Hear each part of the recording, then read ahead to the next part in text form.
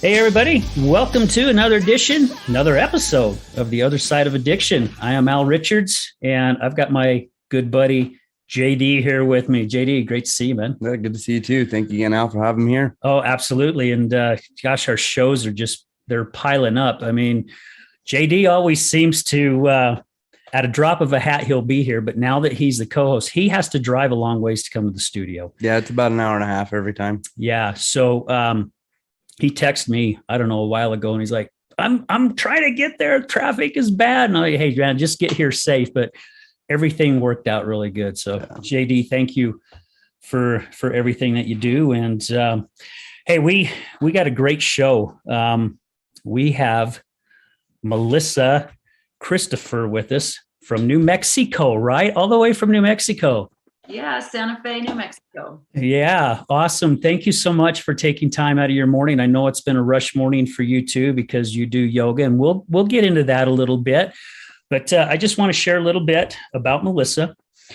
So let's see if I can read a bio without screwing it up for once, because I always seem to do it.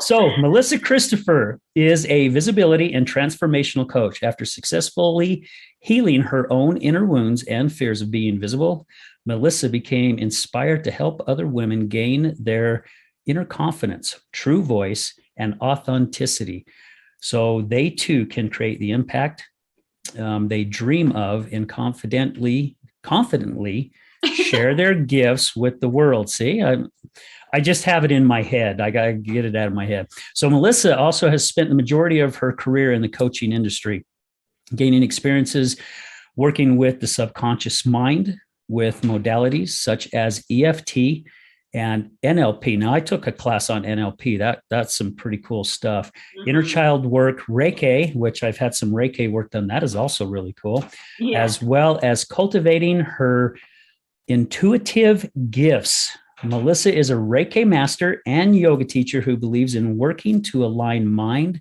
body, and spirit to help her clients create lasting change. Melissa is committed to helping more women step fully into their gifts by shining their divine and brilliant light. And I love the end of that. And the reason why I want to say I love that is my wife, has battled alcoholism for quite a few years. And I'm grateful to say she just hit 9 months sober on the 9th of September. So she's doing really well. Yes. But by helping women align and shine their divine is something that my wife is finally getting. She's finally realizing she's worth it, that there's nothing wrong with her, because she's been told basically she's just a piece of crap all her life. And we believe that as much as we don't want to, especially as young children.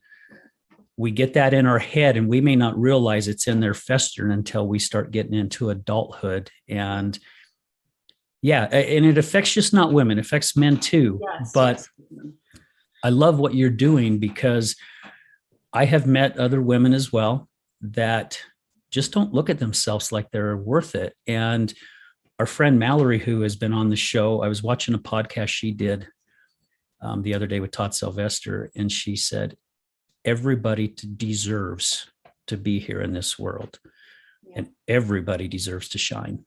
Yeah. Yeah, I think that is, the reason that I kind of came to that awareness. So beautiful to hear about your wife really kind of owning that truth.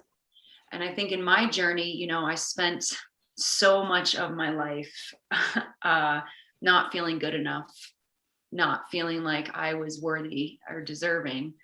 And I ended up living a lot of my life in darkness. The drugs and the alcohol completely took that light away from me, almost to the point where it was non-existent, where it was just a almost little itty bitty little dim little flame that was begging and crying for me to, save my life.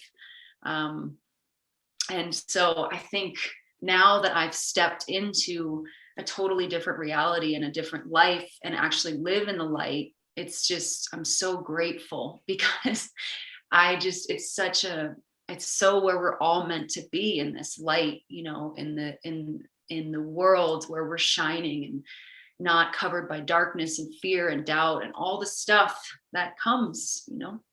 Yeah. Yeah. And that's a good point. And it takes us a while to get it. I mean, unfortunately, Mark Richards at the alumni thing the other day got up and talked, and he shared how grateful he was to see so many people that has gone through his program and has made it. And there are others that, it's sad to say, they don't get that opportunity because the addiction basically takes their life. And that's where I saw my wife even get to the point, you know, to where the last time when she went on her drinking binge, she came close to killing herself. Yeah, I'm tearing up right now thinking about it, because, you know, my whole life, I think, I mean, kind of short basis, but, you know, my mom basically committed suicide when I was 2 months old. And, you know, that wound in my heart basically stayed with me to the point where I was so, I felt like responsible. I felt like it was my fault, all the things. And so, and I was angry, you know, and then my dad married this other woman that was super abusive to me. It was just beyond, you know, would tell me things like my mom killed herself because of me. Oh, geez. Would lock me, you know, in a closet, and just horrible abusive behavior. So long story short, when I became a teenager, you know, and I had this kind of freedom, I found drugs, you know, I found drugs and alcohol. And I think I was in my own heart somewhat suicidal, because I just didn't, I was so angry at God for taking my mom. And there was a part of me that just felt like I wanted to test it, you know, like, if you can take her, you can take me. And so I took everything and anything that I could, and, you know, to the point of overdosing more than once. And oh my goodness. That's really painful to look back at, because there's a lot of friends or people that I knew in this circle that are no longer with us because they, you know, took that one extra pill, or they, you know, shot up heroin or whatever. This is, you know, people that were in that circle, and they just never got a second chance, you know. And in a lot of ways, it used to make me feel not guilty, but just overwhelmed at times that I was given second chances when other people that did a lot less than me aren't here today, you know.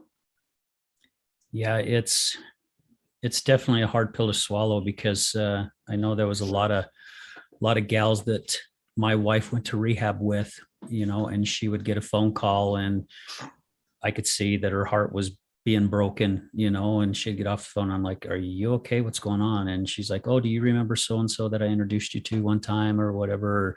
Or we went to like a sober day type event or whatever. And I'm like, yeah. And she goes, she just overdosed and lost her life. And I heard that. See, now I'm getting emotional. I heard that so many times throughout my wife's battle of getting sober, and it scared the living hell out of me, because I was watching my wife kind of do the same thing in front of me, you know. And I did a talk last night at a rehab center. And one thing that I told the people that I was talking to, I'm like, you know, if you think I'm standing here to blame everything on my wife, you're wrong. Because me being on the other side, I did so many things wrong. I threw a lot of daggers at my wife. She was already, like what you just shared, you were hurting inside. There were things that you were battling inside, and you were doing what you needed to do to help numb that pain. And a lot of us do it. And just watching that with my wife and seeing the things that I did wrong. I mean, it took me 7 years to figure it out. So I don't blame everything on my wife. I blame a lot of stuff.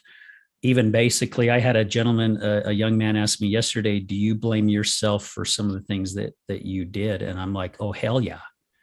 Because I was also pushing her to that edge, not realizing I was doing it, Yeah. but I was doing it, and yeah, I mean, I could have pushed her over the edge as well. But what age, Melissa, now you said your mom committed suicide when you were at 2 months. Mhm.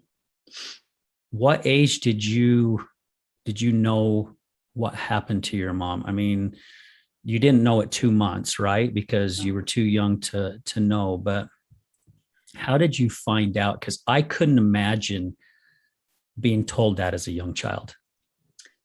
Yeah, it was, it's interesting because I think with a lot of trauma survivors, you kind of like black things out. You kind of, in a lot of my childhood up until I was maybe 5 or 6, I don't remember.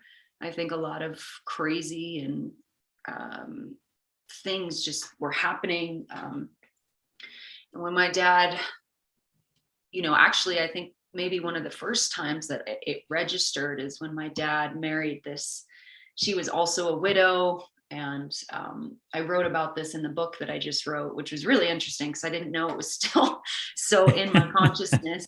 But he married this woman, and she was also a recent widow. And before they got married, she seemed very, she put her best face on. But then as soon as they got married, she was very emotionally and mentally unstable, and really, she was abused as a child, and she took out that abusive kind of pattern on me. And I think one of the first times that I remember hearing that was from her telling me, your mother killed herself because of you. You're a worthless. Oh, so it was from child. her. I mean, I'm sure that I probably heard it, from my dad, maybe from my sisters, but I don't think I really registered because I was so young and everything kind of happened all at once. And I think all of a sudden we moved to New Mexico, and then all of a sudden he was married to this woman, and it kind of was just a lot was going on. So I think I'm sure that, we talked about it, and I knew kind of that I knew she wasn't there. And I knew that this woman wasn't my mom, but she would tell me that every day. So really that got stuck into my head that it was my fault, Oh, and so geez. that really, really devastated me. It has my whole life. I've spent years and years and years and years in therapy and all the things to try to heal that wound, which is Yeah. what I think honestly led me in a lot of ways to my addictions, because I just felt like I wasn't deserving or worthy, or that it was my fault, and that really, really killed me for many, many, many years. Especially hearing at, what did you say, the age of 5? I mean, I remember reading a book one time, and the person who wrote the book said that she was singing once when she was a young girl. And I think it was a stepmom as well. And the mom told her to shut the hell up because she cannot sing. And she said she never sang a song, even by herself, ever again, because she thought she was terrible, and it wasn't until she got into her adulthood, and one day she just decided to start singing a song, and somebody's like, oh my gosh, you got a beautiful voice. Why don't you sing more often? And she's like, I do. So we hold that trauma in, and so many of us do hold that trauma that, like you said, it was probably maybe pushed down deep, and you wasn't realizing until you started hitting a certain age and it started festering. Yeah, and it's so interesting that you say that, because I'm also a singer and an actress, and I remember ever since I was a little girl, I like would put costumes on and perform and stuff, and she would tell me, you are horrible, you can't sing, you're stupid, you're never gonna, all this stuff. So I was so afraid to sing or do anything, because she would, she really terrified me, and beat me and manipulated me and all the things. So I used to have to hide in a corner, turn off all the lights, and sing, because my sister or her friends would ask me to sing because they're like, you have a beautiful voice. But I'd be so afraid to be seen and heard that I'd have to turn off all the lights to do it. And it's just Wow. amazing that this is like the work that now I do to help others, because I think this has been my biggest transformation, is feeling safe to come out and put myself, be a coach, put myself out there, write stories, have a voice, talk to you, has been such a process of saying, I'm not that little girl anymore. I'm safe. I'm okay.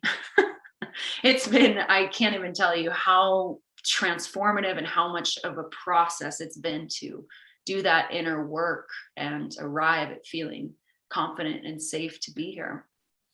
And good for you to recognize it. So where I'd like to take this right now is, you got yourself in a pretty dark spot.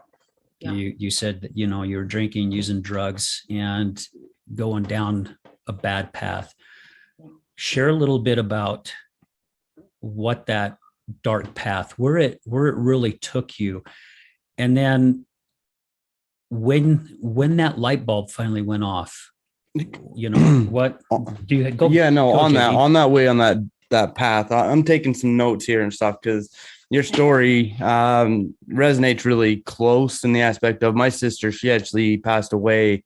It'll be 2 years this December, but she passed away from an overdose on opioids. And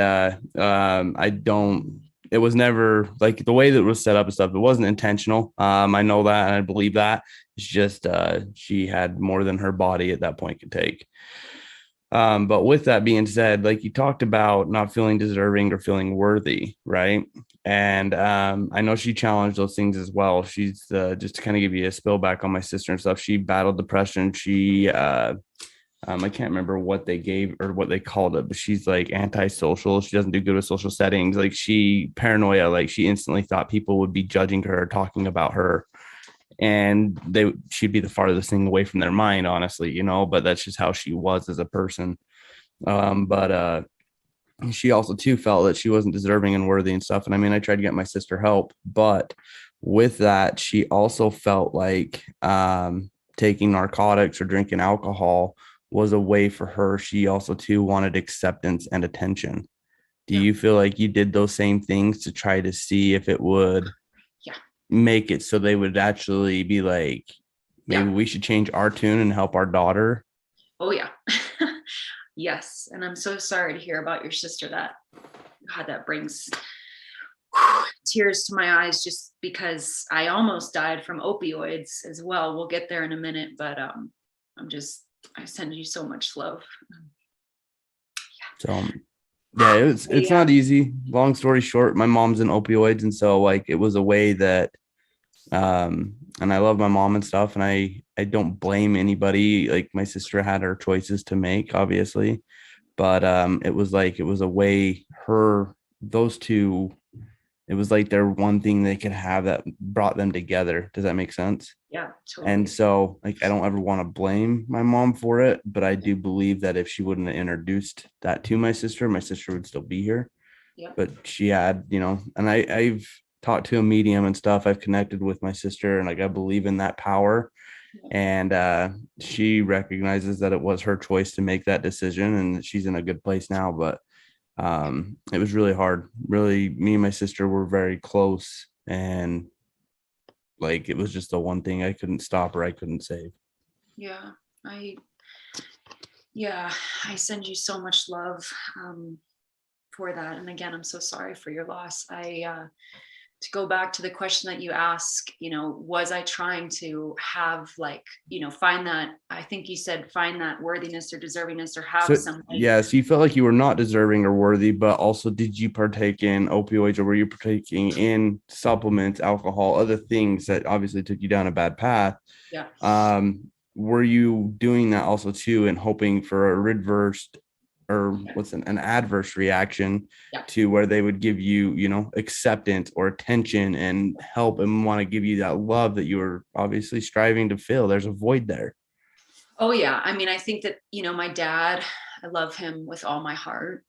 I think he did the best he could, but he was emotionally frozen. When he lost my mom, he found her, and she, was on the floor, and he found her. And I think that absolutely devastated him. He had 3 baby girls to raise. And I think he really, really blamed himself. So emotionally, I feel like he was frozen, and he, married this other woman, and kind of, I think he did the best he could to survive. But all of us were struggling so much. And I always just wanted his attention. I always just wanted his love, but he was working so much to put food on the table and all the stuff. So I think when I found drugs when I was, 13, 12 or 13, it was like I was acting out. I just wanted him to see me. I just wanted somebody to see me, and that it was like I had no consequence. Like I literally could go to a rave for, 4 days and not be home, and just take as many drugs as possible and come home covered in dirt and glitter and all the, and there was no kind of consequence. And so I think I just kept pushing harder and harder because I wanted that love. I wanted to know that I was seen. I wanted to know that he cared, that he saw me, that I was struggling. And that was a really, really hard lesson to learn, because that never happened. No matter how much I pushed it, it just never got to the point where someone came in and saved me. There were so many times I just wish someone would have thrown me in rehab or done something, because, from the time I was 13, I started with ecstasy. And I mean, I just remember the feeling of taking that first pill of ecstasy, where it was like all the pain, all the sorrow, everything just went away. And I just was like, this is a feeling I want to feel for the rest of my life.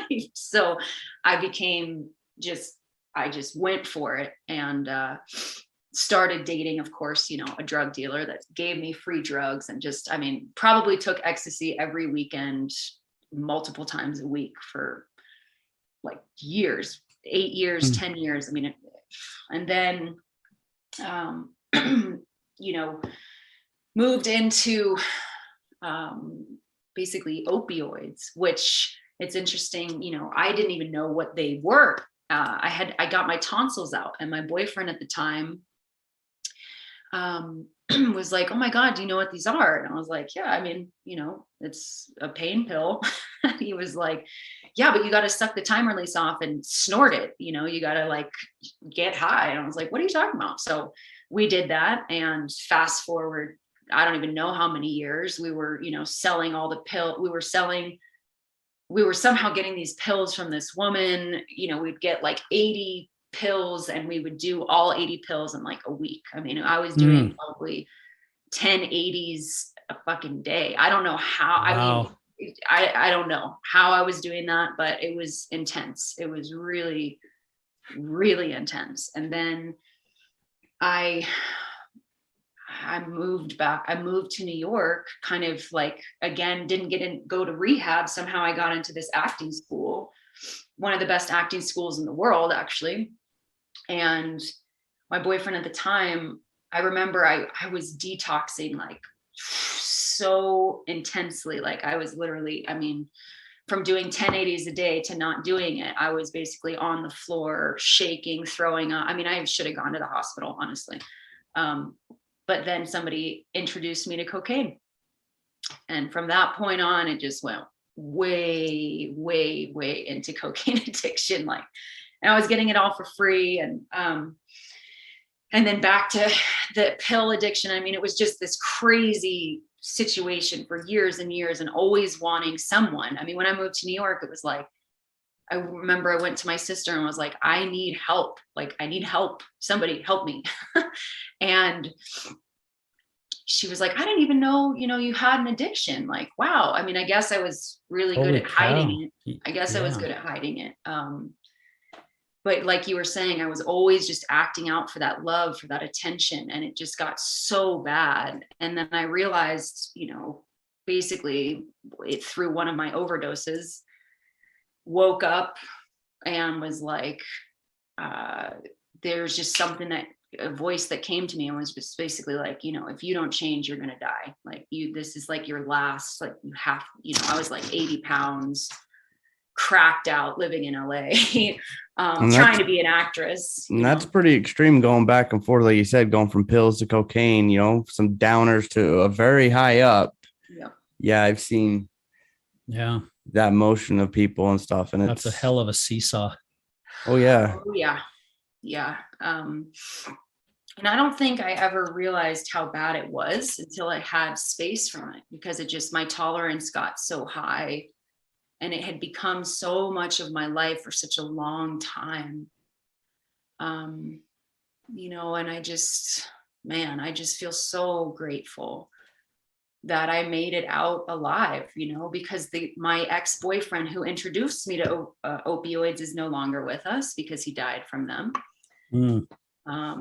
And many people along my path that I met, like I said, that have done less than me or didn't spend, you know, 15 years in heavy drug addiction are no longer with us. And I think it just makes me, it's just hard to reflect on that is the path that I chose, that I just wanted somebody to save me. But at the end of the day, what I realized is that, you know, if I can't, like, just doing this, no one was going to come and save me.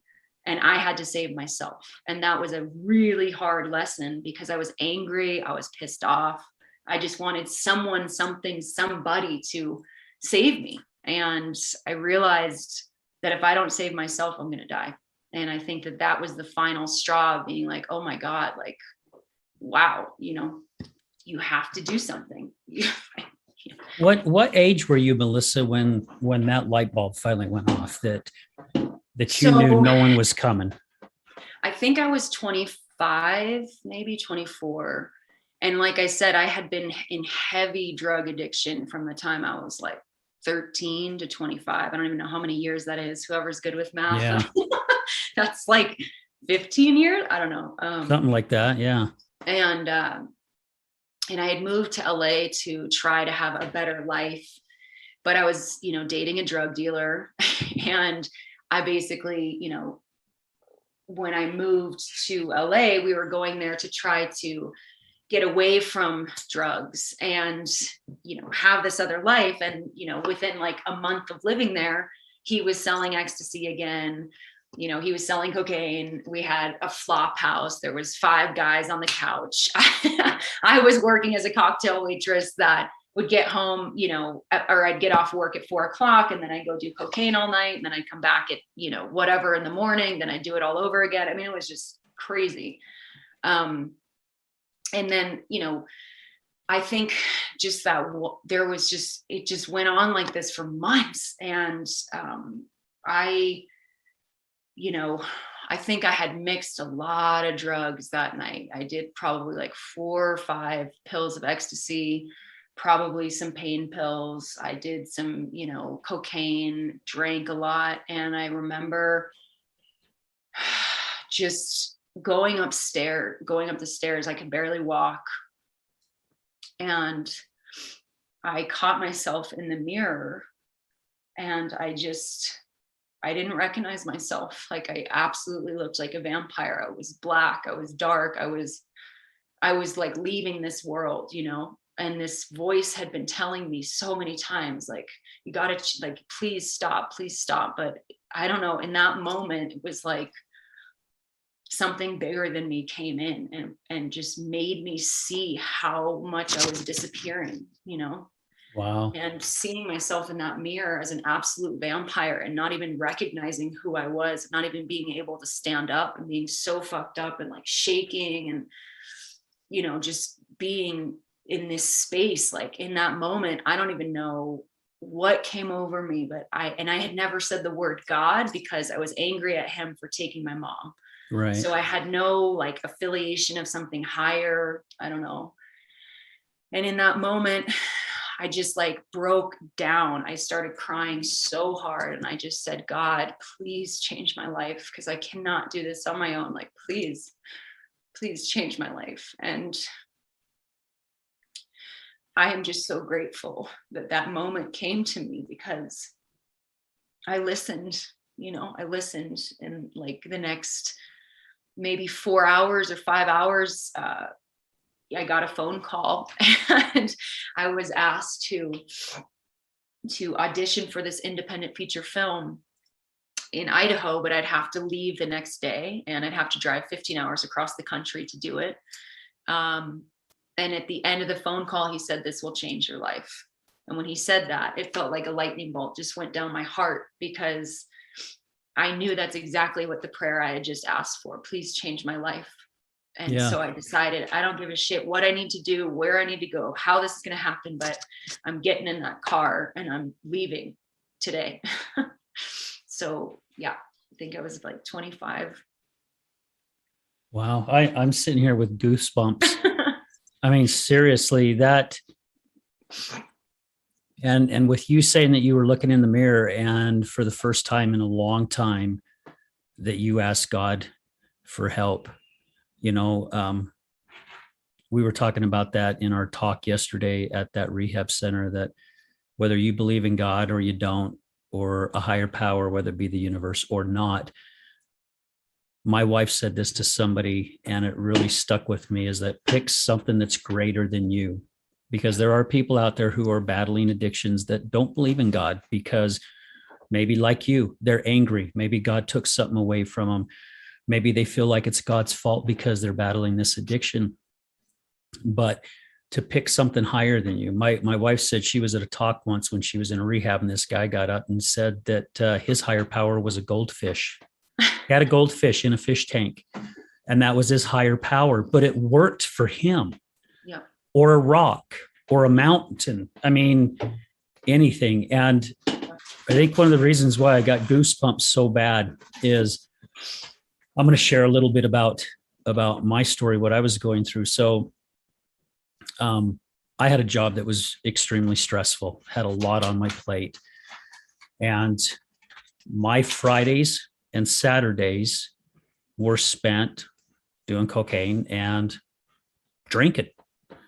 I mean, that was my release. And then Sunday, I got my shit together, and then I'd work my ass off all week. And then Friday and Saturday, I was so good at hiding it. My wife had no clue. She knew I was drinking, Right. but she had no clue I was doing anything else, because I just wasn't one of those ones that got all jittery and clenched the jaw or whatever. I just went along and was just having a great time, Yeah. And we had some friends over once, and we always had friends over, family, and we were playing cards, or we'd be out in the garage shooting darts, listening to the music. And I remember I walked in to the restroom in our bedroom, and I did the same thing that you did. I looked in the mirror and I said, "God, I need help, because I cannot continue to do this." I was about 198 pounds, most I've ever weighed my whole life. I thought I looked good until I saw a picture of me with my shirt off. And then I was like, damn, I look like shit. And I've always prided myself on looking physical fit, or, looking decent.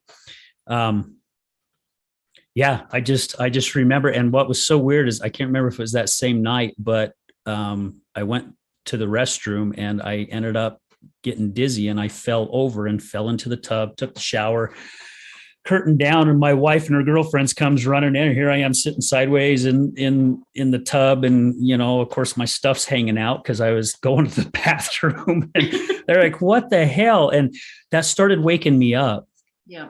And God, He helped me. He helped me, not the way I wanted, but I don't know how long it went. Shortly after that, I lost my job. A job Now of I'm 20, getting goosebumps. a job of 24 years. I lost my job. Wow. And this was shortly after my wife and I got married. We got married in May of 2009. July of 2009, I lost my job. August of 2009, she lost her dad. And she just shared when she got her 9 months chip, she goes, "When my husband lost his job, he quit drinking. I quit everything." Wow. Because I wanted to find out who I was as a person. Right. Seeing where your life is right now, which on the second half, we definitely want to get into that. But when we were just at this past weekend at a thing that they had downtown Salt Lake called Recovery Day.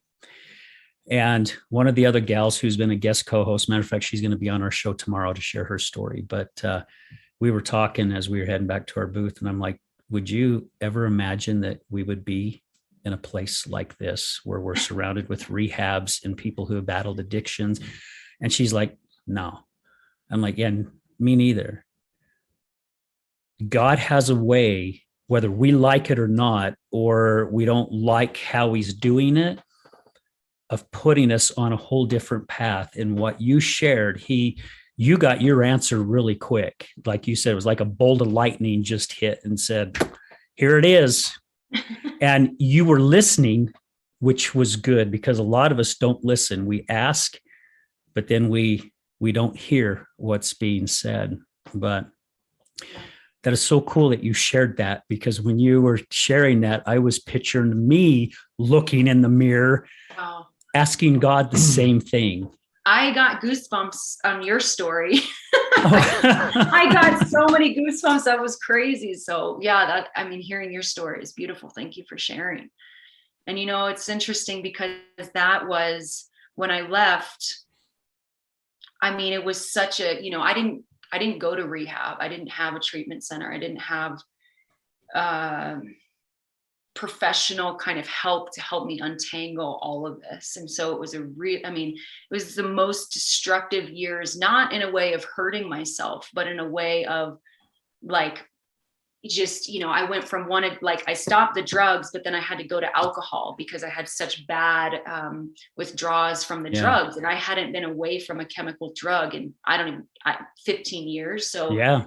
I had like night sweats and withdrawals and all this stuff. And so I started drinking a lot and then, kind of beginning to realize like, well, that's not sustainable. And so it was just, then I got into therapy and really started diving deep into the internal healing that needed to happen.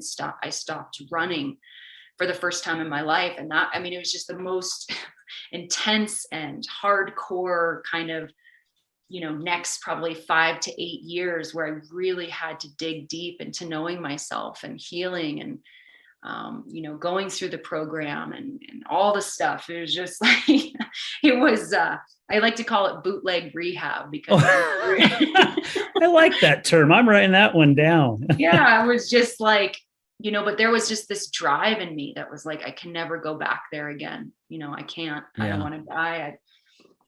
And so it was really making that choice to change, to go in that direction, to follow that path. I'm very grateful I did, but the next years to come were really, it took so much bravery and courage to know myself, to face myself, to kind of go through this whole process of understanding who the hell I even was, Yeah. It's amazing too that, you talk about your bootleg recovery, and going through rehab that way. And a lot of people, don't feel like that's the route that's best for them, and it's, I'm glad that I'm very grateful that you made it. Oh no, what happened? So, but I'm grateful that you made it through it. Because there's a lot of people that have that intention in mind that they want to get through it. They want to be better. And again, I'm just relating to my sister. I know that my sister had plans and she was getting ready for her New Year's resolution. She was figuring a way to get away from her boyfriend. I talked to my sister. It was right before Thanksgiving was like the last conversation I had with her. I seen her at Thanksgiving, but we really didn't talk a whole lot. But I had to talk with her and I told her, look, if you don't change your ways, like I was begging her to get in the car. I was willing to take her to anywhere, any rehab. I was like, I wanted to take her one out of state. But she's like, no, I got this. She's like, I got it. And she's like, I'm gonna be okay. I was like, look, if you don't change your ways, you're gonna end up dead. Like that was like our conversation. It ended up in a bad way, but it was like, these are my concerns. If you don't change anything, you're not gonna be here with us. And consequently, 3 weeks later, she's not there.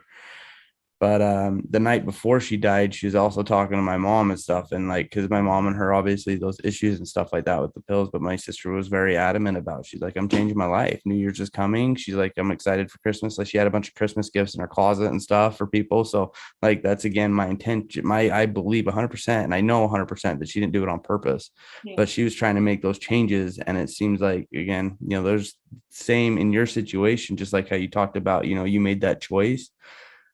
Happened to be that you made that choice and you didn't follow through with it. It could have only been, it could have been only one more week. It could have been 2 more weeks, 3 more weeks, and you wouldn't be here to tell your story. You wouldn't be here to do yoga and helping people with your coaching and stuff. All it would have took is that one time, and I mean, it's a huge blessing to have, because again, being able to be in your spot, you're able to go in and encourage those people that are going through it, even though you went through you're getting your bootleg rehab, like we're going to have to start using that right, one. Yeah, we got a new term. Thank you, Melissa. But going through that, like I said, it's very inspiring that you were able to make that choice, and I'm here taking a bunch of notes. Yeah, I've got some too.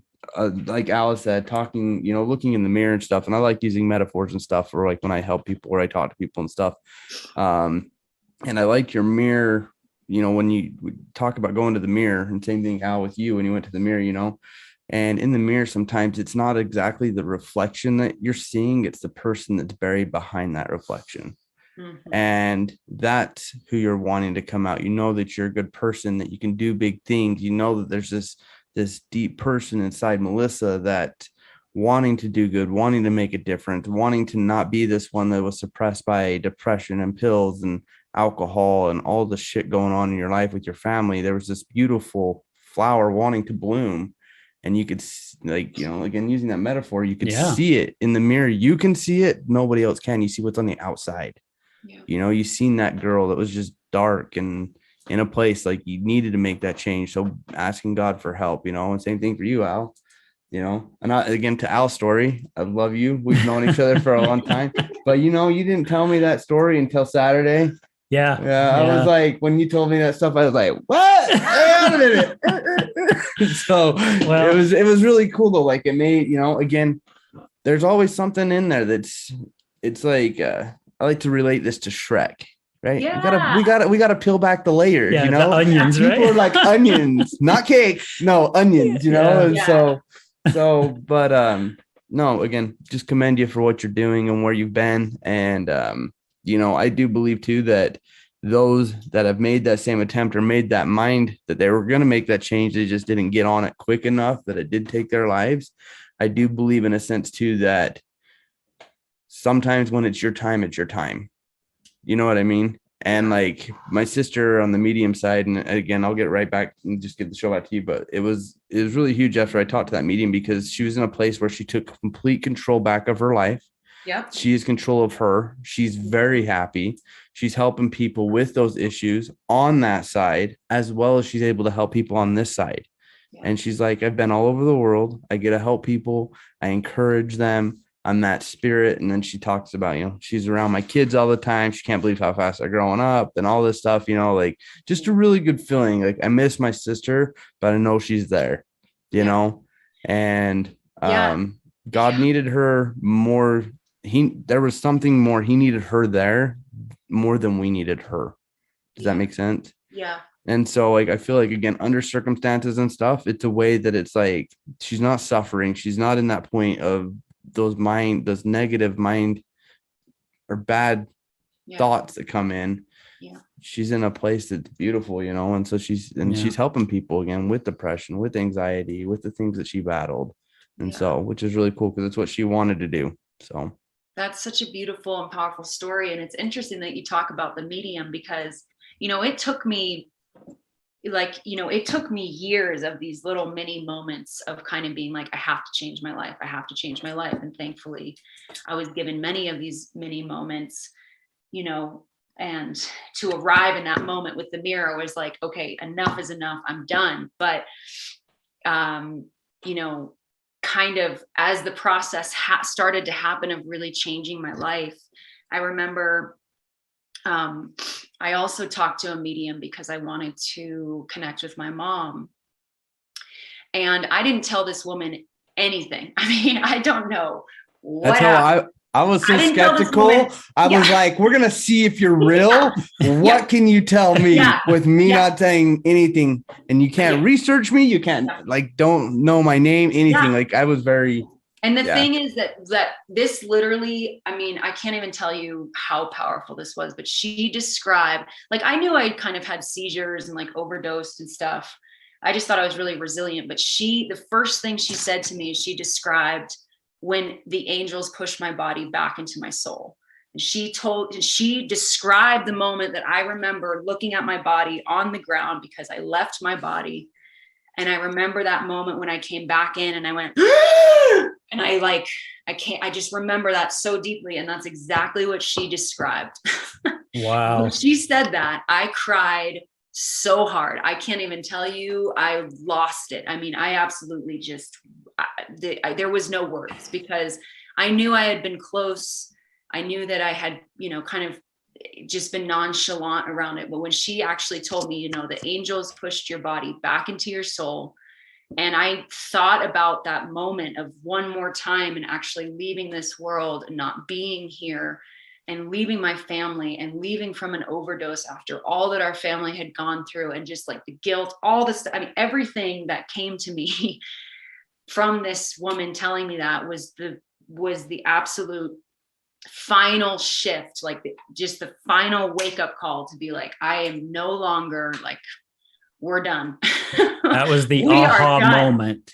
Yep. Right. And I think that, I had, again, in the bootleg rehab, I had, was dating a gentleman who was the first person in my life. Like we were drinking a lot. He was an alcoholic and we were kind of, doing drugs, but he was the first person to kind of like challenge me and be like, you don't have to do this. You don't have to do all these things. And so he helped me kind of detox from the chemical drugs and he would hold me and all the stuff. But as I started getting stronger, he was a very, very bad alcoholic and he was a narcissist and he was kind of abusive and controlling and all the stuff. So long story short, when I had that reading with this woman and my mom came through and basically she told me that they pushed my body back into my soul, I decided I'm not going to be with this person that's abusive and narcissistic. I don't give a shit what I need to do. I need to just heal my life, heal my soul. Like I've been given a second gift, like seriously, and I'm here to step into that. So that is so cool. Okay. We're going to stop right here. We're going to go to a quick commercial, but when we come back, let's take off from there because apparently now I wish the camera could zoom in because I got goosebumps again. Apparently this is when life started changing for you. Yeah. Right. You had that aha moment and now you're choosing a new path. And I want people to know, because you're living proof of it, Melissa, that you don't have to be stuck. You don't have to be stuck. So let's take a quick break. We'll be right back and hear the rest of the journey that Melissa's been on. Thank you, guys. Stay tuned.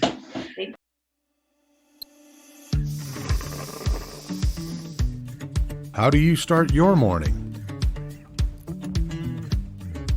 Start it with a cup of High Point coffee.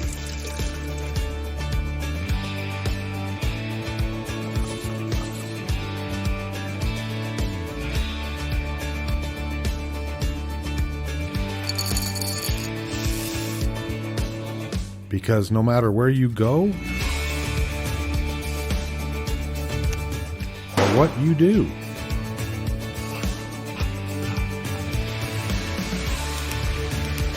it's always better with coffee.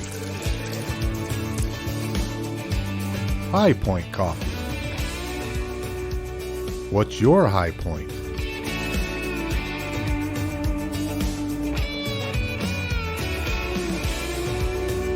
Located on the corner of 7800 South and Redwood Road in West Jordan.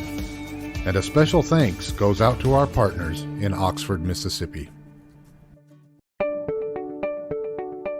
This is Gregory, owner of Lift Up Concrete, proudly serving the Wasatch Front for the last 12 years, lifting sunken flatwork for both residential and commercial applications. Only fully trained professionals lifting concrete at your residence with the same quality of material and method used at every commercial job we ever do.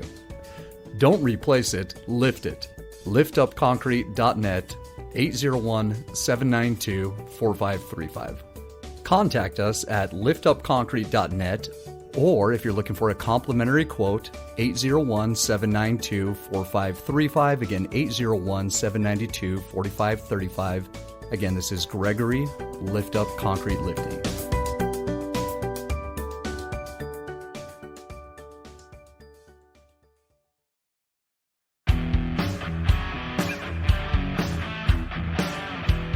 Hello, my friends. This is Brad Neufeld, and I want to thank you for tuning in to the Resilience Talk Network.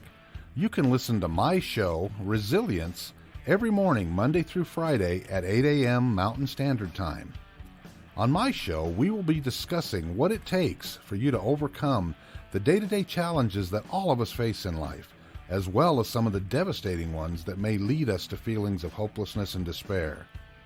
It's my goal to provide you with the tools and skills that you need to overcome anything that is thrown your way. To find out more about my show, visit our website at www.resiliencetalk.com. That's www.resiliencetalk.com. And as always, until we meet again, go for everything that you want in life and make it happen.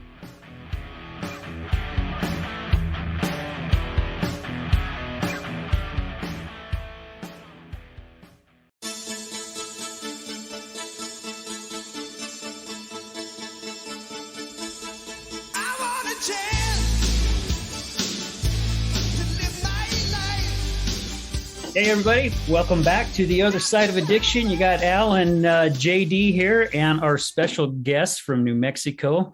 We have Melissa Christopher. Again, Melissa, thank you for your time.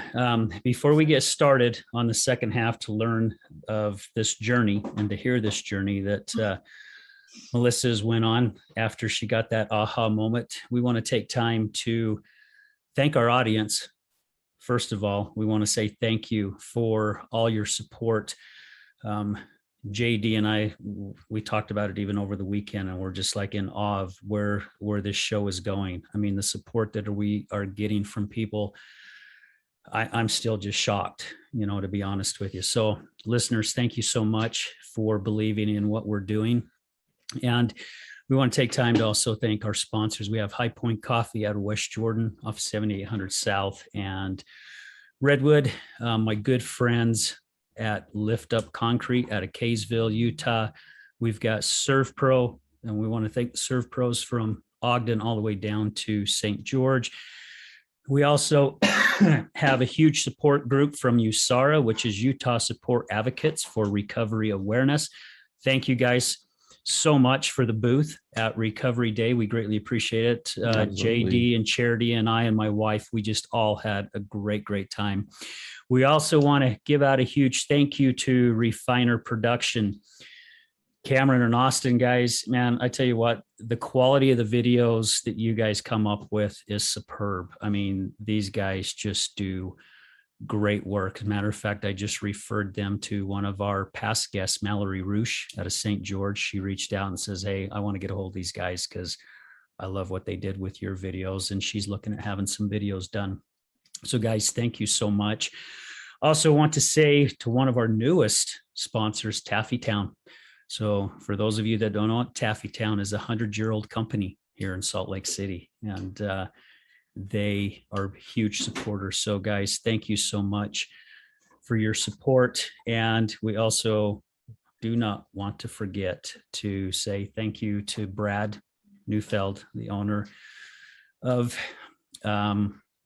Resilient. Thank you. Gosh, I just went blank. Matt, I've been with him long enough. Yeah, good. He goes blank too. So yes, with Resilience Talk Network.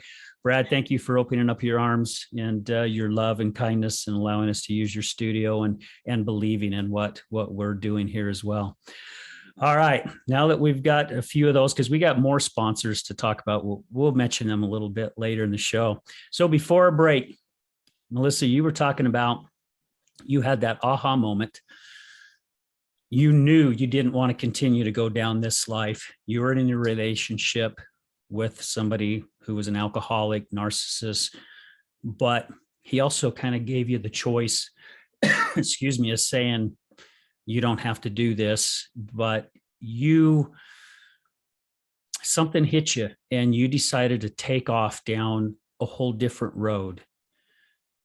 Share that story, because after reading your bio to see everything that you're doing, and it amazes me of how many people that we talk to, how many people that we have on the show, that basically life was shit for them, and some worse than others, but they found a way with God's help or a higher power, however they want to look at it, to dig themselves out.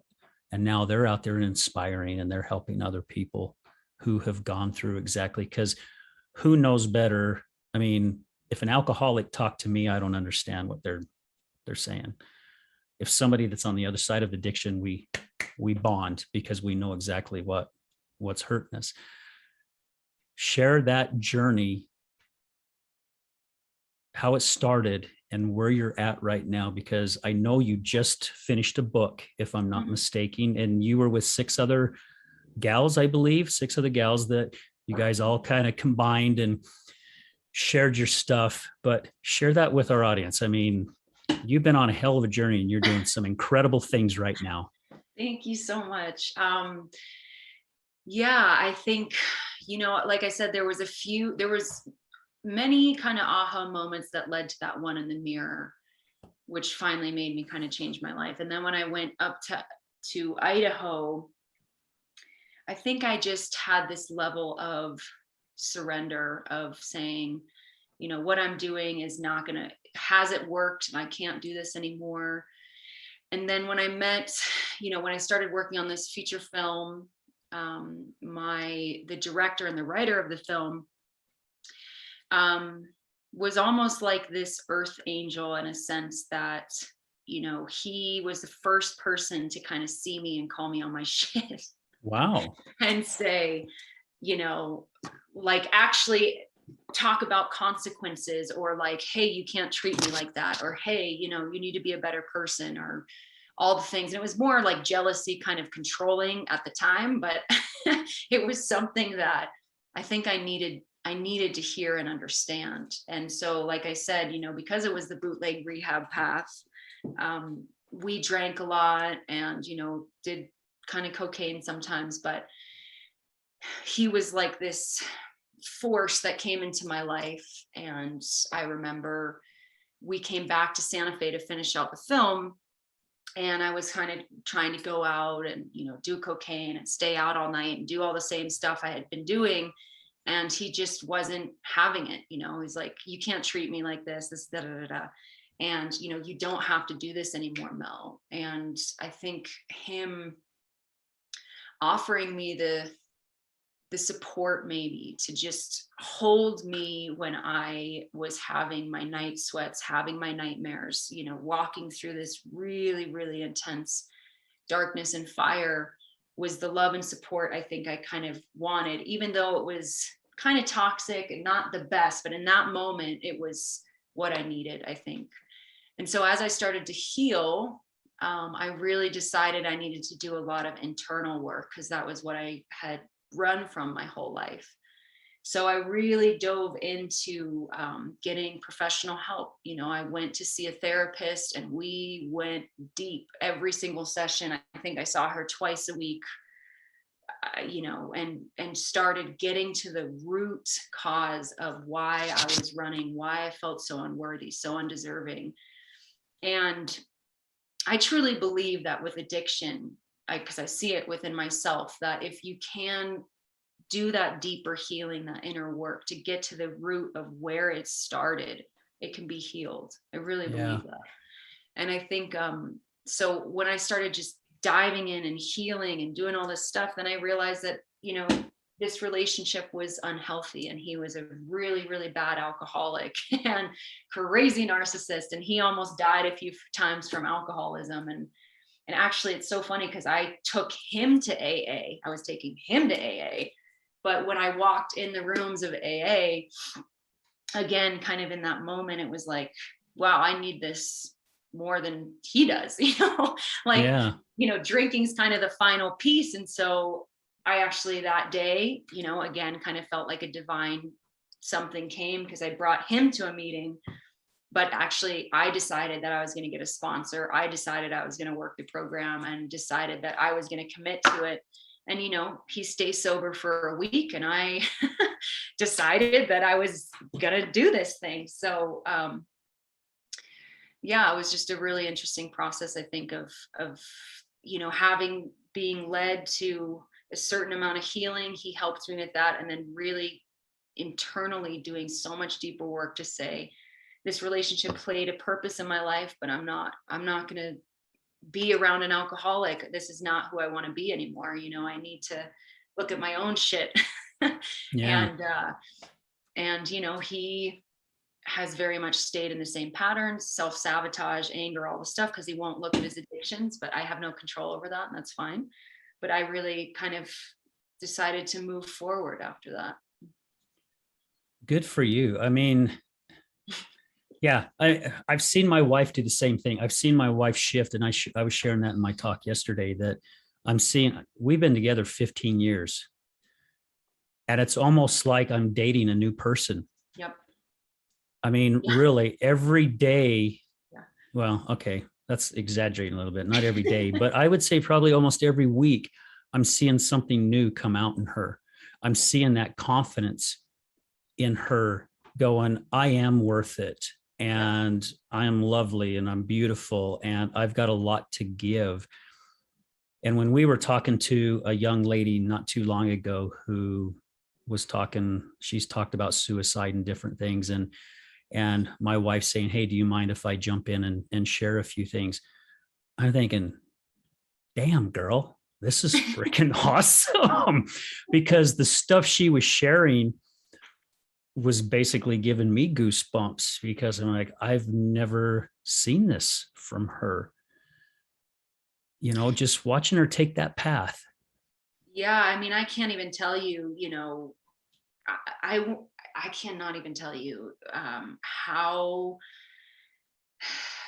I feel like I just said, if you really, truly, and deeply can do the inner work to get to the root of your addiction, or why you feel where it started, where it came from, where that pain is, that abandonment, that loneliness, the unworthiness, I don't think a lot of people really have that opportunity, which I think is why AA is such a beautiful program, because it is that support for people. It is that it's that healing for people, even if they can't, go to a therapist twice a week and really dive into that deeper work. It is kind of it's a form of that healing, because going through the steps, it's like you begin to get to the root. You begin to understand what's happening. You have to become a totally new person, or not a new person, but you gotta, learning who you are in sobriety was one of the biggest awakenings of my life. I was like, whoa. And, I since, I'm not actively in the program anymore, but when I was, it changed my life. It absolutely, I can't even tell you the layers of understanding who I was, and releasing all this resentment and blame and pain and anger that I put on everybody else about my addictions, when yes, there was a piece to it that other people played in it. Don't get me wrong, that, I wish I had more support, or someone saw me, or someone saved me. But at the end of the day, I really realized that I had to take responsibility. I had to do the work. I had to forgive. I had to release this resentment, even against my crazy stepmom, even against my dad. All this dark pain that I'd been holding in my heart for so long was driving me to addiction. And so when I went and worked the program and got sober for a year and a half, all this stuff, and it almost just allowed all of this heaviness to be released, to go away. And that was like the greatest gift I ever could have had. Yeah, it's like all this weight falls off, and it's almost like you're in a zero gravity chamber where you just kind of start feeling yourself float. I mean, yeah, to be able to admit to your own actions, taking accountability, but also being able to forgive as well. I mean, I was on a podcast quite a few months ago, and at the very end of the podcast, the host of the podcast said, "What is one thing that you learned from everything that you have just gone through?" And it took me a minute to think of it. And when it popped into my head, it was so strong. And I said, forgiveness. Yep. And he's like, forgiveness. And I'm like, yeah, I had to learn forgiveness, because everything, and again, I'm not blaming everything on my wife, because I was a huge part of it as well. But all the stuff that my wife said to me, and all the stuff that happened, and all the shit that I went through, if I would have hung on to that, we wouldn't be where we're at right now during her 9 months of sobriety. We would still be living during those dark times. Yeah. And I've had to learn how to forgive that. And of course, she's taken accountability for her actions. I've taken accountability for my actions as well, because again, wasn't all her, So yeah, that, and we had a guest on the show out of Canada, Tamar, and she basically mentioned she thinks that everybody should go through the 12-step program. And I would have to pretty much agree with her, because of all the AA meetings that I've gone to with my wife and heard people talk, share their stories. All of us, I think, can learn a lot more about ourselves. I mean, when I had my time and was asking God, for his help, and I lost my job, and I decided at that time that I wanted to figure out who I was as a person. I thought I was a pretty good person. Oh yeah. Until I started talking to people, and they started sharing, and these were good friends, and they started kind of opening up that they didn't trust me, and like, trust me, hell, I've never stole from you. Well, that's not the trust that they were talking about. Yeah. It's what I would say, how I would do different things, and I'm like, man, that hurts. Yeah. I can't believe they look at me that way, because I looked in the mirror and I saw this freaking incredible guy, We had this talk. Yeah, we just had we had this talk. Yes, we did about a week ago, but yeah, and your journey, now look where your journey's at. We're all learning constantly more about ourselves, but you have learned so much about yourself. You feel good about yourself. Probably, I mean, I don't know how long it's been since you've been on this journey, but probably for the first time that you have your whole flipping life, from the age of 5 being told your mom committed suicide because of you, and going through everything that you've gone through, Yeah, I think it's interesting, because it's amazing now to kind of understand like the mind and the patterns, and like they talk about like shadow work, and kind of like these parts of ourselves and these identities. And a big piece of work that I do with my clients and my coaching is called inner child work. And this work is, I cannot even tell you how powerful, because it goes back to these wounded parts of ourselves, that, like, for me, when I did this work with a coach, it was going back to that 5-year-old that just wanted unconditional love. And when I was brought back to this memory, to see this little girl that was so traumatized and so afraid, and to kind of me go and be able to give her that love, that unconditional love, that hug, that motherhood that she just wanted so deeply. I mean, I cannot even explain how powerful it was, that it, again, kind of was like a lightning bolt. Like, this is the work that I have to do, because I think all of us are wounded in our lives. There's not a human in this world that hasn't gone through some trauma, some Right. pain, something. But when I became a coach and realized I've been an actress for a long time. And, when I do film or television, sure, I have stage fright. I thought that was just kind of normal. But when I started to become a coach and being called to like share my story and make videos of just me, I cannot tell you how much fear I had. Oh my God, I would sweat. I'd want to throw up. It was crazy. It was bad. And so I started to get really curious, like, why is this here? Why is there so much fear here? So then I started to really dedicate myself again to the inner healing, the deeper journey. I think with every layer, like you guys are talking about, onions, one layer gets healed and then another layer comes back. One layer gets healed and then another layer comes back. And when I started doing this kind of inner child work and connecting to this part of me that was told, that little 5-year-old that was told, you need to shut up, you're worthless, you're stupid, that was literally, it's kind of like a guided meditation, inner child work. You kind of go back into your subconscious and connect to these parts, and just seeing this part of me that was basically locked in the dark, told that she can't come out, told, all this stuff, that was where the fear was coming from.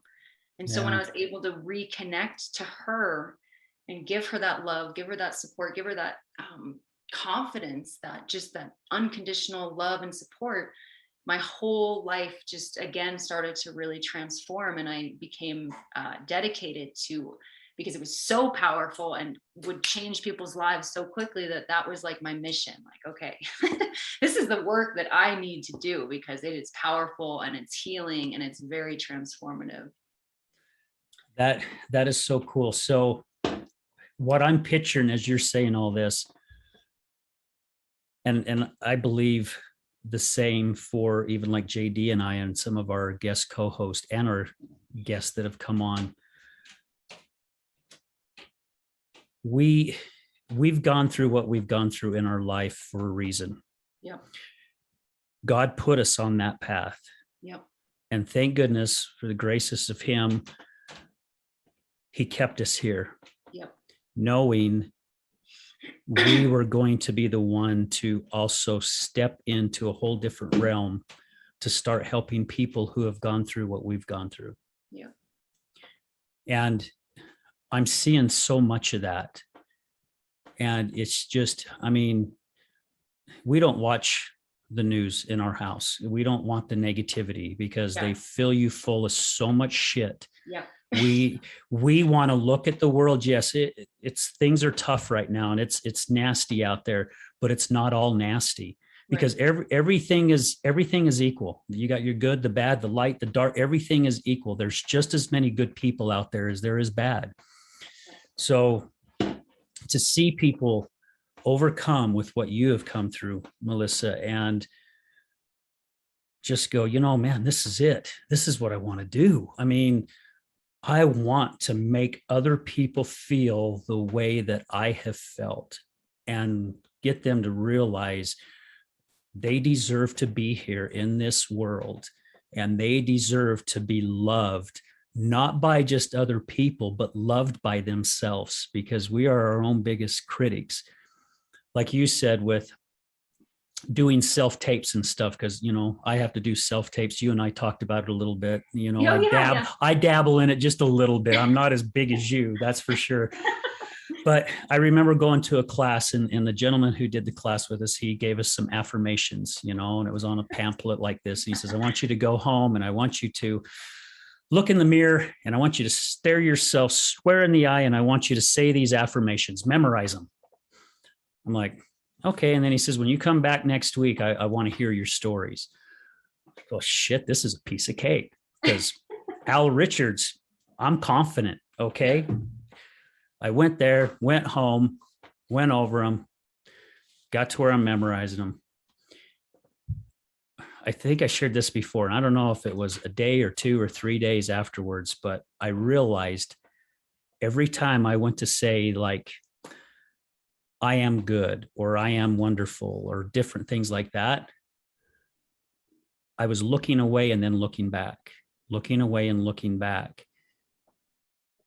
And I caught myself doing, I realized, and I'm like, I ain't as freaking confident as I thought I was. Because if I was, I would stare myself right in the eye. So I'm not believing what I'm thinking I'm believing. And it took me some time to get to where I could actually, every single day that I did that, to where I could honestly say I looked at myself square in the eye when I said those things. Yeah, that's so interesting that you say that, because that's one thing that I use with my clients as well. And it's so, because in my own process, I remember, I think it was a therapist or maybe a coach along the way, and I could not say to myself, I love you. Couldn't say it.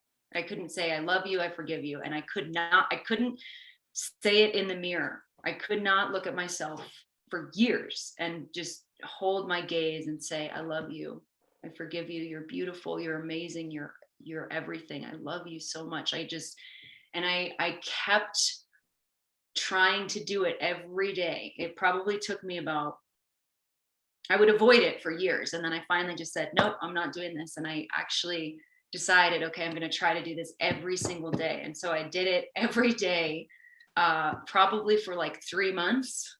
And it took me about the 3-month mark before I could really sit with myself and just look at myself and say, I love you.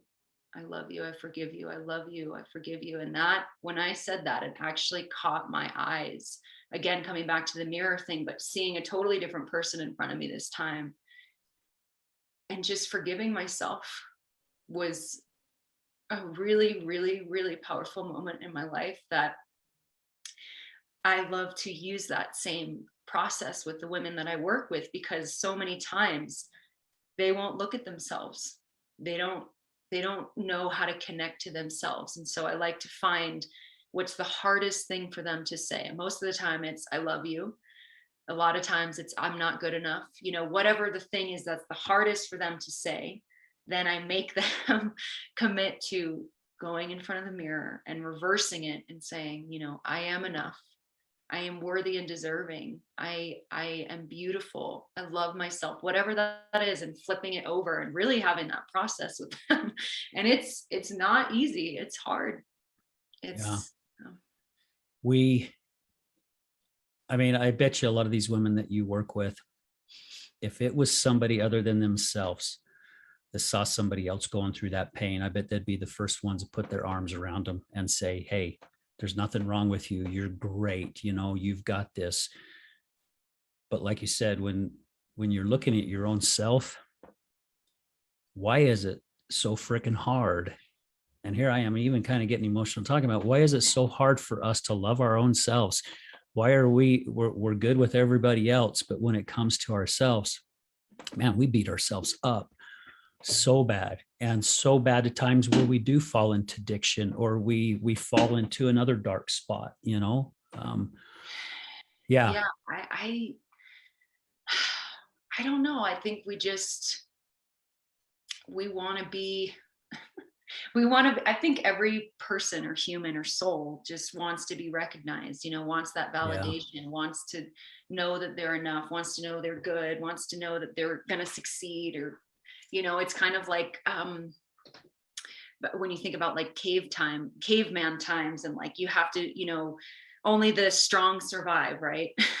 Yeah. So it's kind of like this internal, I think almost like evolutionary thing where I don't know about you guys, but I have put so much pressure on myself to try to be good, to try to be great and all this stuff. And I realized that was actually just working so against me. It's not that you can't want to be better. It's not that you can't want to strive to be great and good, but you really, beating yourself up is so against helping you to do that, Yeah. Well, I think with that too, talking about striving, because, I run into that where like sometimes I won't get things done or won't do things because it's got to be perfect, right? Like that's my head. It's like, nope, that ain't right. So I can't start it, So it's like, there's that saying out there, like, you don't have to be great to get started, but you have to start to be great, right? Become great.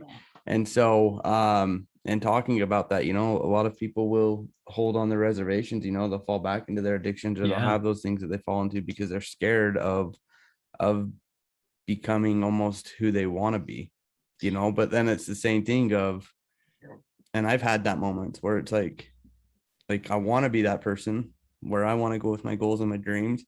And it scares me sometimes because like you feel like there's just certain things that come around you that you don't feel like you deserve it.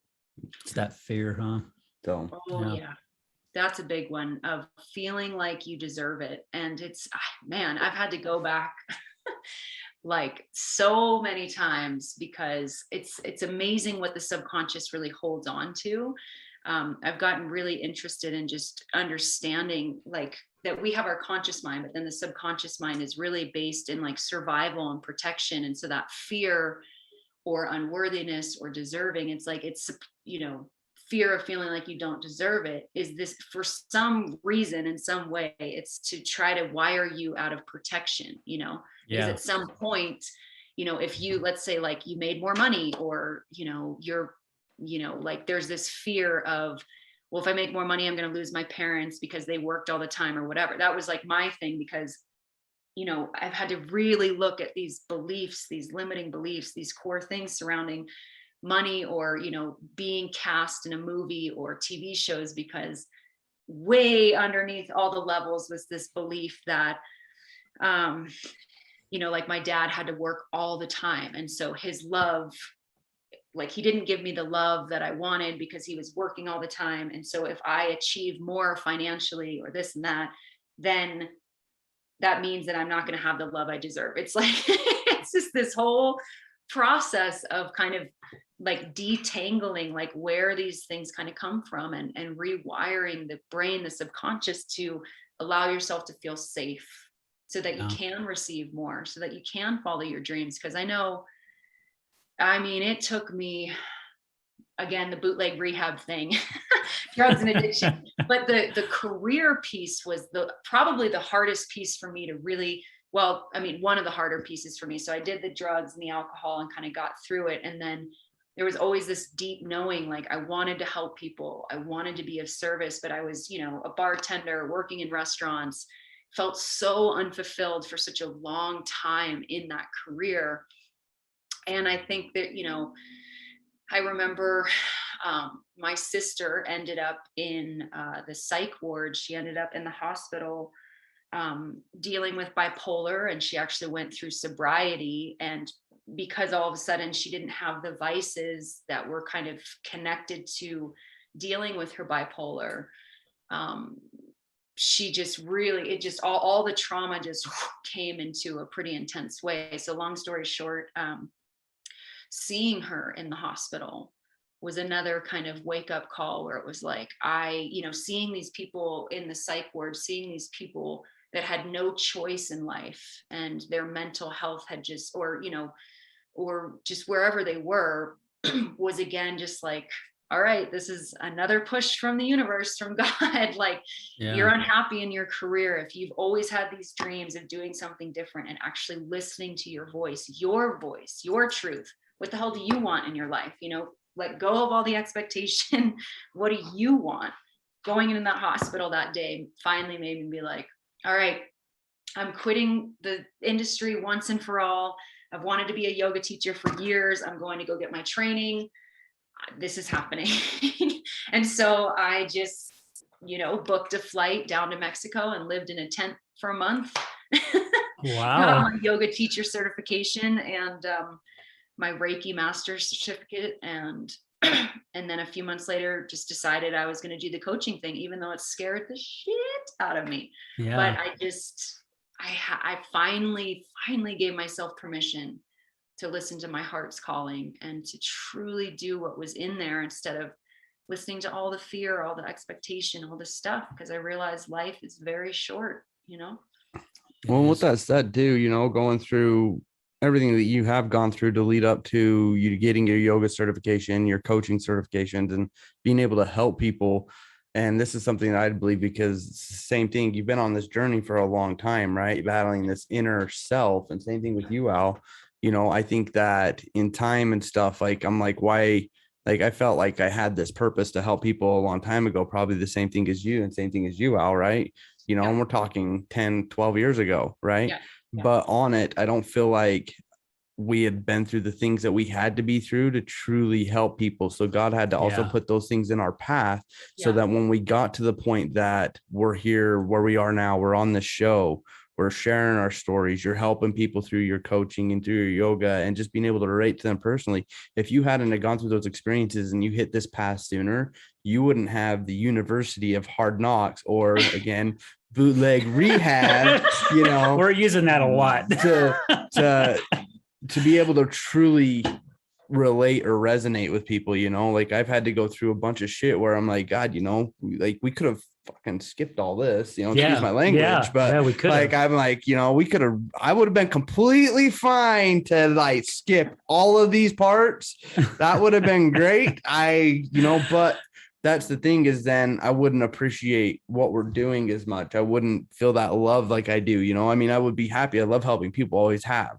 But the fact of where it's at now, because of the stuff that we've gone through, and it's not to say that we're perfect. We're still going through things. You still have things in your life, Melissa, that come up that, you know, that sometimes you probably still have those days where you're like, all right, okay, you know. And I know Al does the same thing, and I do too, you know. Al, you have the, you know, obviously stuff with you in your marriage. You've probably got stuff with you and your relationships and stuff, you know.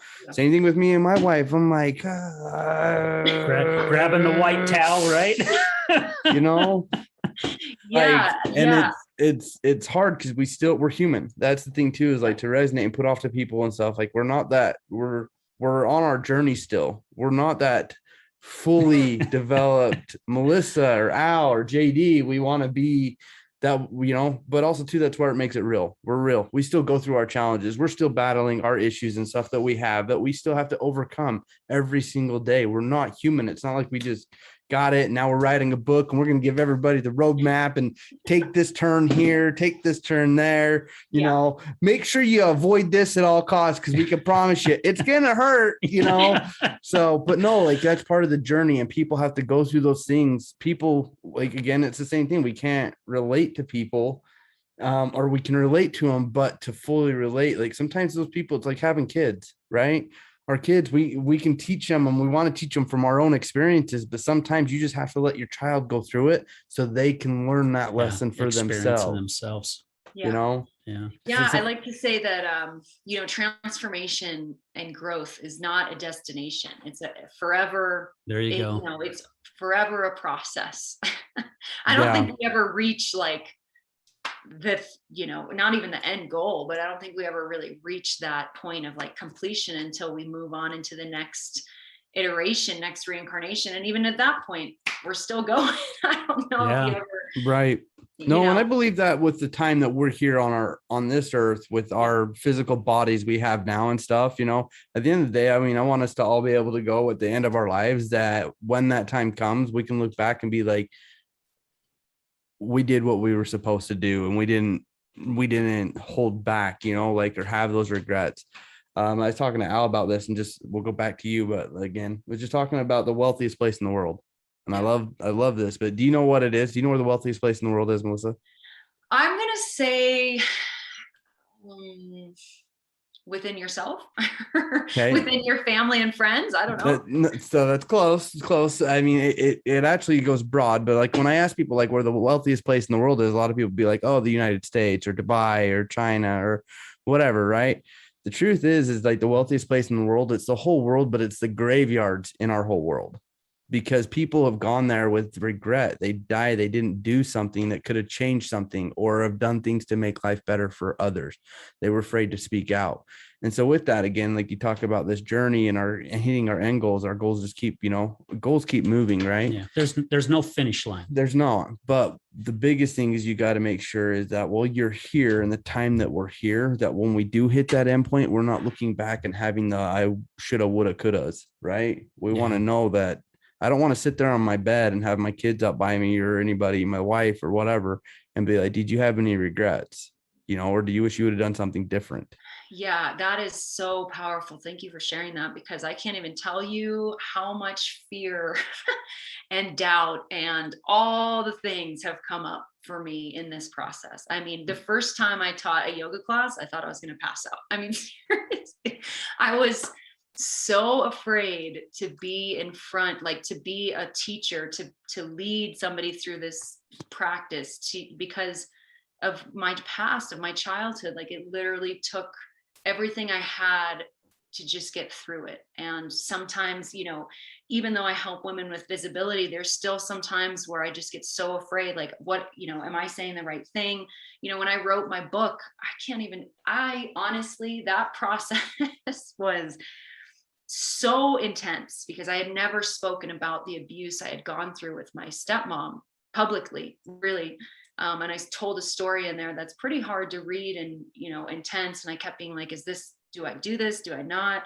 And I just remember there was so much of that past programming, that doubt, that fear, that, you know, just all the voices, all the stuff that I used to listen to, you know, that used to keep me from everything, that used to drive me to addiction. Because I've done so much healing and just work to recognize it now, I just kind of, you know, had to really take a deep breath. You know, in moments of just overwhelm, I kept coming back and saying, you know, this is bigger than you. You have to, you know, you didn't go through all this for no reason. Like, this is bigger than you. You have to just, this is your process. This is your path. Even when I reached out to you, Al, to be on this show, I was fucking terrified. Like, I have never talked about my addiction ever before. What am I doing? But I just feel this like momentum, this like snowball that I just keep saying yes. And even though it's scary and overwhelming, I know in my heart, I didn't go through all the things I went through in my life to keep it all inside. You know, there's a purpose here to help people, and just not allowing that, you know, those voices, that, you know, younger self, that fear to control my life anymore, has been a great gift. And it's still, I mean, it's still present, don't get me wrong, but Right. I think just having that awareness, because, you know, it sounds like all of us have done, you know, work to understand, like,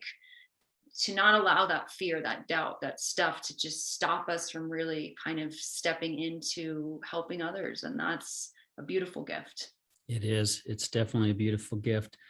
Okay, we're gonna break here real quick for another commercial break, and then we're gonna come back. And when we come back, Melissa, I'm sure we've got some listeners who want to know more about you. When we get back, please share how they can find you, how they can find your book, because I believe your book has launched already. Am I not mistaken? So yes, we hit bestsellers, which is amazing. We hit international bestsellers in like 4 categories. Oh, that in is like day that one is of so selling cool. the book. I was like, what is happening? Yeah, so let's get that out. So guys, I was gonna say that's pretty life-changing. We've been talking is. about writing a book and getting books out for a long time, and that process, it's always one of those ones, like, we get started, it's like, shit. Oh yeah, that was it was a real life-changing process. But again, you know, kind of put it out to something bigger than myself and set the intention, like, look, I really want to write a book. God, universe, help me create this, because there's no way I know how to do this.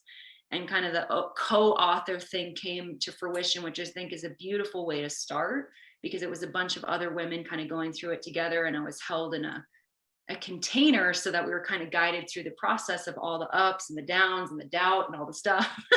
But we did it. So It's awesome. That's awesome. Okay. We're going to be right back, guys. Stay tuned so you can hear how to contact Melissa. Hi, this is Tamara K. Anderson, and I want to share something special with you. When our son Nathan was diagnosed with autism, I felt like the life we had expected for him was ripped away, and with it, my own heart shattered as well. It's very common for families to feel anger, pain, confusion, and anxiety when a child is diagnosed. This is where my book, Normal for Me, comes into play. It shares my story of learning to replace my pain with acceptance, peace, joy, and hope. Normal for Me has helped change many lives, and I'd like to give this book to as many families as possible. We put together something I think is really special. My friends and listeners can order copies of my book at a significantly discounted price, and we will send them to families who have just had a child diagnosed with autism or another special needs diagnosis. We will put your name inside the cover so they will know someone out there loves them and wants to help. I will also sign each copy. You can order as little as one or as many as hundreds to be shared with others. So go to my website, tamarakanderson.com, and visit the store section for more information and to place your order. You can bless the lives of many families by sending them hope, love, and peace. Check it out today at tamarakanderson.com and help me spread hope to the world.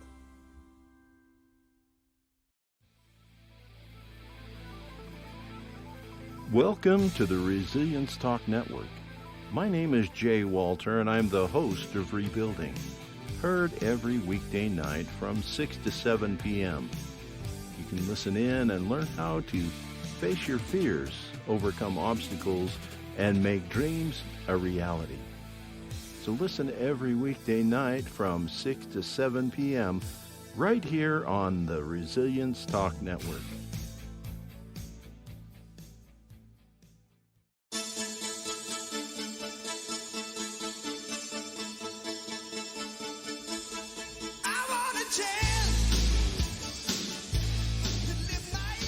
Hey, everybody. Welcome back to the other side of addiction. Al and JD here, and our special guest, Melissa Christopher out of New Mexico.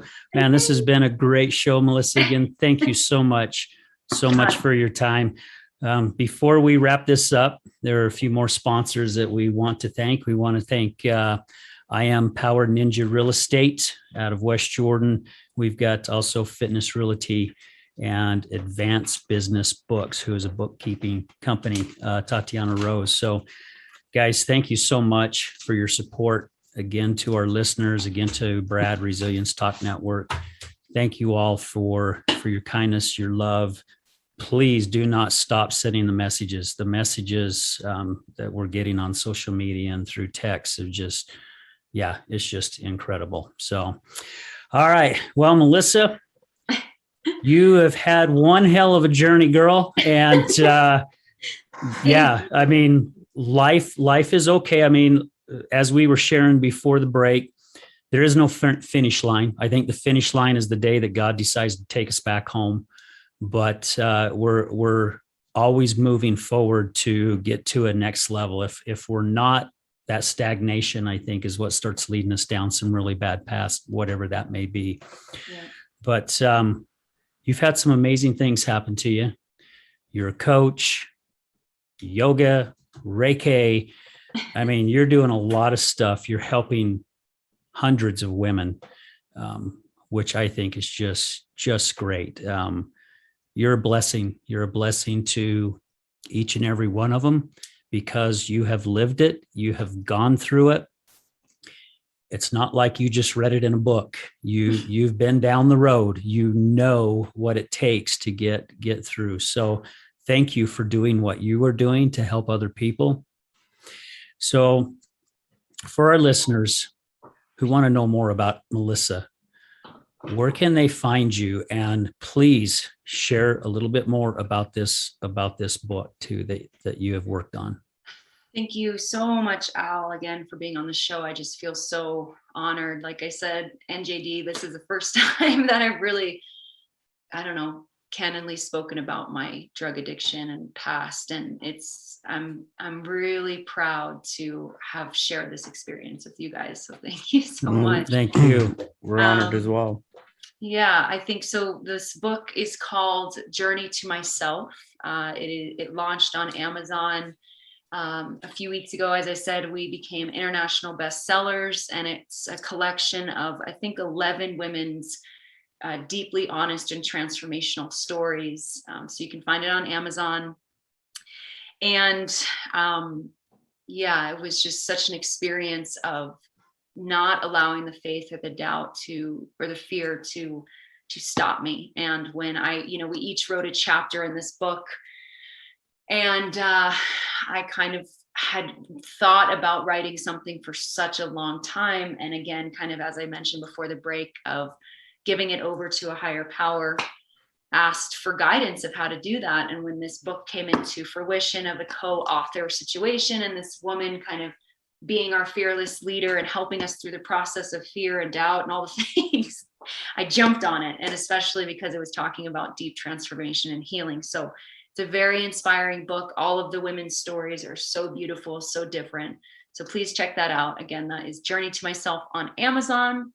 And Okay. if you would like to connect with me about, healing your inner child, your wounds, and really, stepping into your gifts and your greatness, you can find me on Facebook under Melissa Christopher, and also on Instagram. My coaching Instagram is melissa.a.christopher. And I believe my website is, melissachristopher.com. Okay. And I would be honored, just even to talk to you if this is resonating with you at all, of, always feeling like you have more to give, always feeling like there's something deep inside of you, but that fear, that doubt, that whatever has stopped you, I'm here to tell you that, your gifts, your story matter, and that it's your time to truly step into that without fear, and you don't have to do it alone. One thing I wish is that I would have had somebody help me and guide me and show me and give me the love and support to have permission to do what I'm doing now a long time ago. But I have gone through it to be able to support and give you that permission now. So if you feel like this resonates, please reach out to me. I would be honored and deeply blessed to support you in this process of shining your light, stepping forward. Man, thank you so much. I was going to ask you what you could share with anybody on the show of what you've learned, but I think you just hit the nail right on the head with everything you just said. Unless you have something else, if there was some kind of advice or a suggestion that you could give to somebody that's listening to this show, do you have something that you could share with that?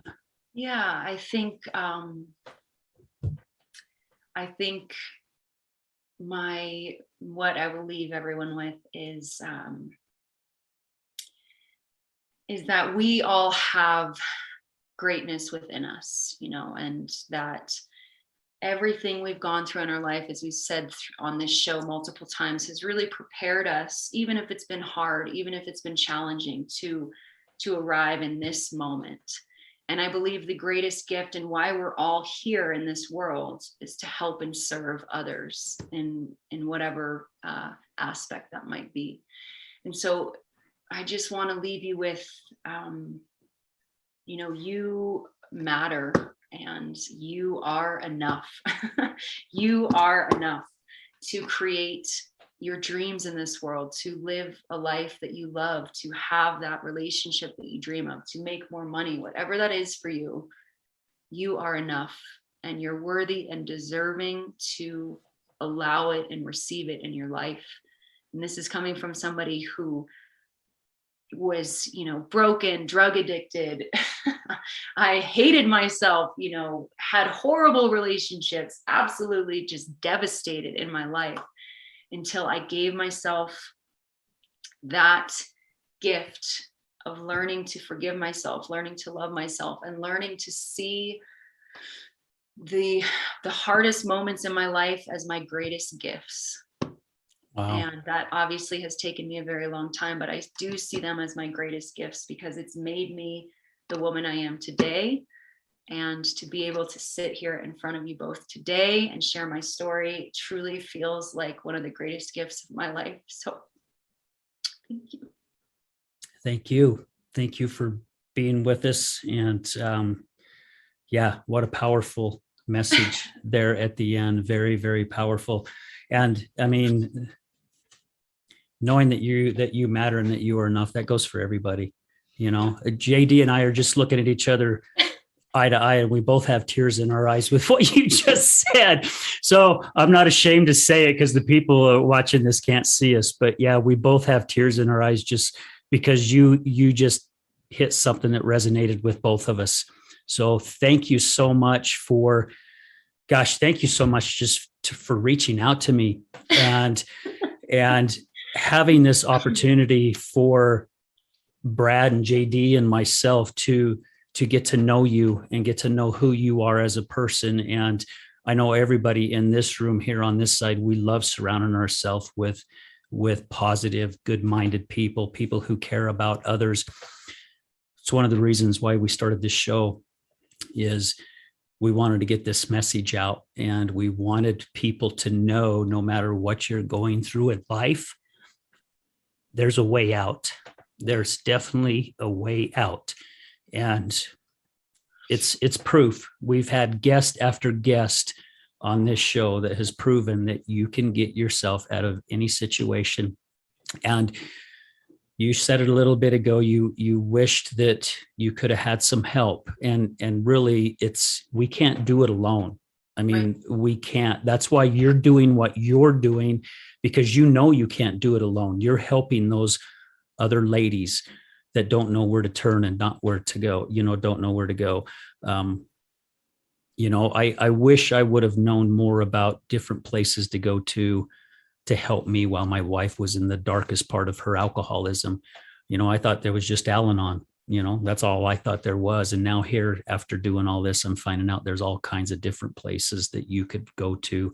And different communities and stuff. That's the other thing, is having the communities to be able to plug in, a community of people that have been there and, have hit the bottom and thought, the alternative to get out of it was not a good alternative, and but seeing people that have been to that point and then decided that, nope, I'm gonna go after it again, I'm gonna rise above this, I'm gonna go out there. And those that have gone through that road, talking to some people up there at the alumni, but just people they're in the system, people that have done time in prison and that have completely turned around their lives and own businesses, and they're doing things that are different and stuff, where people are like, it just shows that it is possible. You don't have to do it alone. There are people out there that want you to win.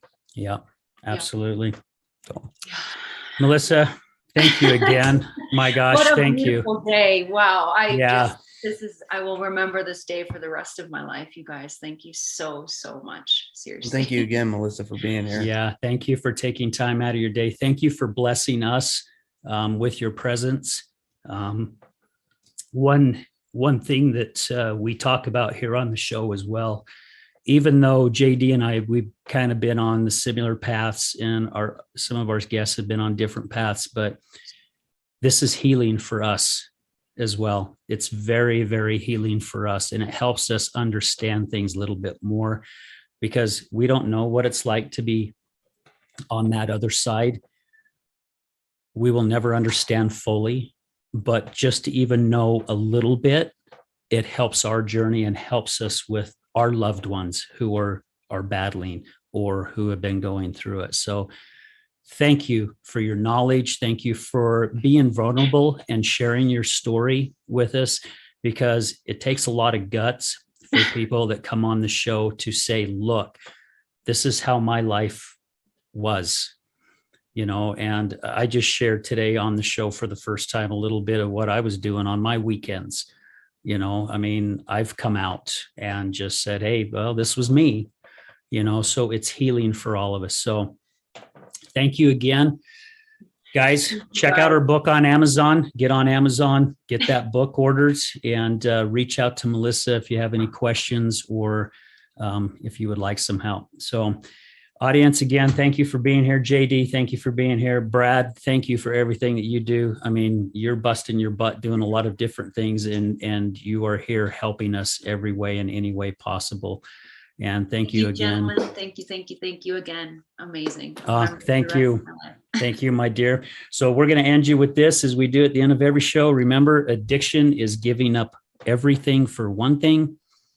Recovery is giving up one thing for everything. Thank you, guys.